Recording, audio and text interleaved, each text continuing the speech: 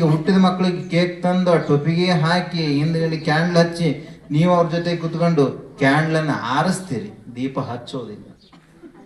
ಆರಿಸೋದು ನಮ್ಮ ಸಂಸ್ಕೃತಿ ಅಲ್ಲ, ಅದು ಹಚ್ಚೋದು ನಮ್ಮ ಸಂಸ್ಕೃತಿ.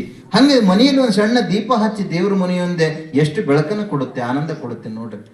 ಮಕ್ಕಳೆಲ್ಲ ಹಿಂದೆ 10 ವರ್ಷದ ಹಿಂದೆ ಕೇಕನ್ನು ತಿಂದು ಆನಂದ ಪಡ್ತಿದ್ರು. ಈಗ ಸುಡುಗಾಡದವ್ರು ನೋಡ್ರಿ ನೀವು, ಬಹುಶಃ ಕೇಕನ್ನು ಮುಖಕ್ಕೆ ಬಡ್ಕಂತಾರೆ. ಕೇಕನ್ನು ಮುಖಕ್ಕೆ ಬಡ್ಕೊಂಡು ಈಗ ಇನ್ನೂ ಆಗ್ತಾ ಇದೆ. ಏನಂತ, ಮುಖಕ್ಕೆ ಬಡ್ಕೊಂಡ ಮೇಲೆ ಕ್ಯಾಂಡ್ಲ ಹಚ್ತಾರೆ, ಅದರಲ್ಲಿ ಆಸಿಡ್ ಕೆಮಿಕಲ್ ಇರೋದ್ರಿಂದ ತಕ್ಷಣ ಬುಗ್ಗ ಅಂತ ಮುಖಕ್ಕೆ ಹತ್ತಿಕೊಳ್ಳುತ್ತೆ.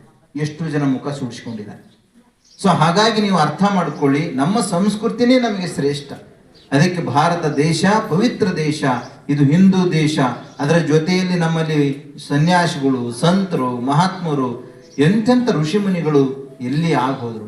ಭಾರತ ದೇಶದಲ್ಲಿರುವಷ್ಟು ದೇವಸ್ಥಾನಗಳು ಇಲ್ಲ ಎಲ್ಲೂ ಕೂಡ. ಯಾಕೆಂದ್ರೆ